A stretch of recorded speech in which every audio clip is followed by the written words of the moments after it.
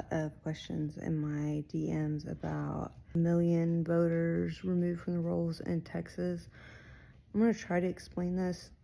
Part of this is my opinion, and this is what I know of the process.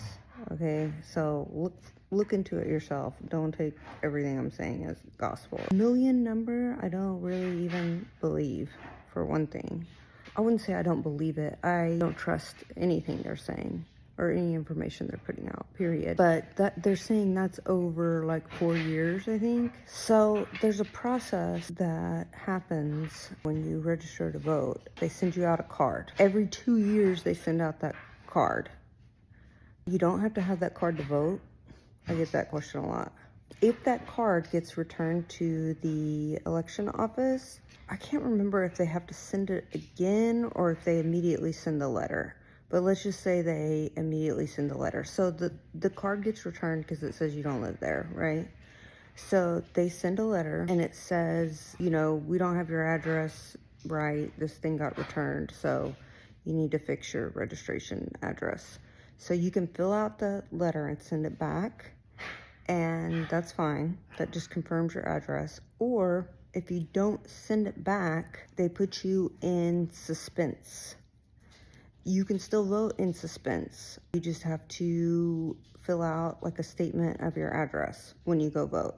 It's better to get it fixed before you go vote, but you can still vote. Okay, so let's say you're on the suspense list and you don't vote, or you don't return the letter thing.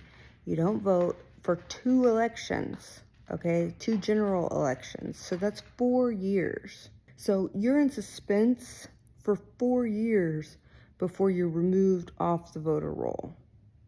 And of course, people that are dying, people that have moved out of the state and registered somewhere else, those people are removed. So you got to think of all the people that have moved out of the state or died in the last 4 years. That's a lot of people. And they're not just removing people willy-nilly. They can't. It's the law, okay? So they're removing people through this process that takes 4 years. People that have not updated their address, basically. Or have died, or have moved out of state and registered in somewhere else and didn't take themselves off the registry here. So there's no reason to panic. Well, what you should be panicked about is that they're using this to throw red meat out to their people so that they believe that there's illegal voters and that they're doing work to remove these illegal voters, like raiding innocent people's homes. That's what you should be worried about. The fact that he's putting out this information as propaganda, illegal voting, bullshit, whatever, out to the public so that they are going to back up whatever shit they have planned.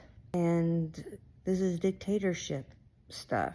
And like I said in my earlier video, federal government just doesn't seem to give a fuck.